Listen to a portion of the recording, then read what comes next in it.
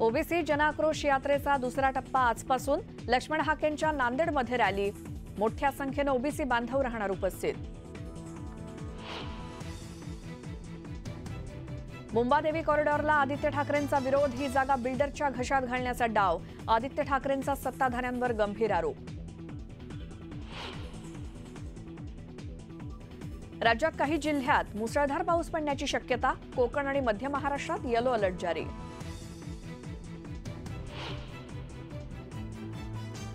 पानशेत धरणातून आज 600 क्युसेक विसर्ग वाढवणार।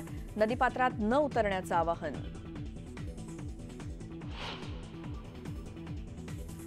मुंबईत रेल्वेच्या 3ही मार्गांवर आज मेगा ब्लॉक। सीएसएमटी ते कुर्ला दरम्यान धावणार विशेष लोकल।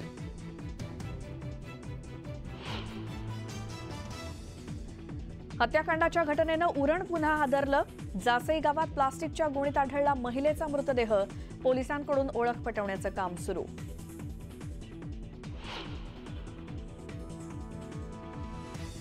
मंकीपॉक्सचा भारताला अल्प धोका, मात्र रोगाचा प्रसार रोखण्यासाठी खबरदारीच्या उपाययोजना केल्या जातील।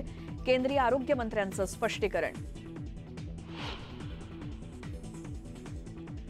आणि वरळीच्या एनएससीआय डोममध्ये प्रो गोविंदा स्पर्धेचा थरार रंगणार। 3200 गोविंदा स्पर्धेत होणार सहभागी।